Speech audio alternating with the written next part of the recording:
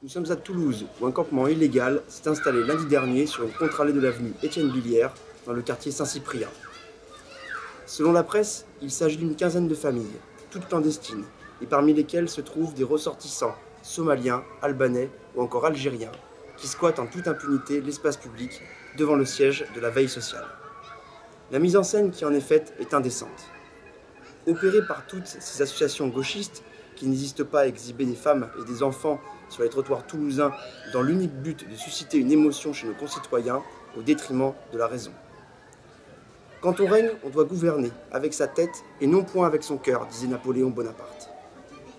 Aujourd'hui en France, la voix de la raison, c'est celle de Marine Le Pen. Ses positions sont cohérentes et pragmatiques. Nous devons maîtriser nos frontières, stopper l'immigration massive et expulser tous les clandestins hors de France. Or, nous assistons actuellement à une véritable dérive du droit d'asile, invoquée par le gouvernement de François Hollande et toutes ces associations de gauche qui préfèrent venir en aide aux étrangers plutôt qu'aux Français. Ce droit qui doit normalement s'appliquer pour protéger ceux qui sont effectivement persécutés dans leur pays par leur gouvernement en raison de leurs opinions par exemple, est aujourd'hui totalement dévoyé pour accueillir tous ceux qui vivent dans des pays avec une situation économique difficile ou des conflits persistants.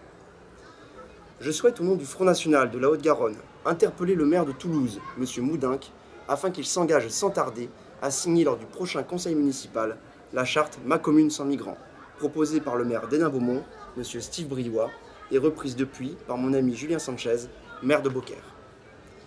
La signature de cette charte à Toulouse scellerait ainsi l'engagement moral des élus de la municipalité à s'opposer à l'accueil et à l'installation des migrants dans nos quartiers.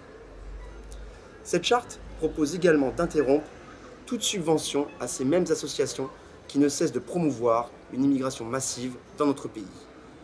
Il est plus que temps, à l'heure où certains tiennent des postures politiciennes, en promettant qu'ils ne reculeront plus demain, de justement commencer par ne plus reculer aujourd'hui.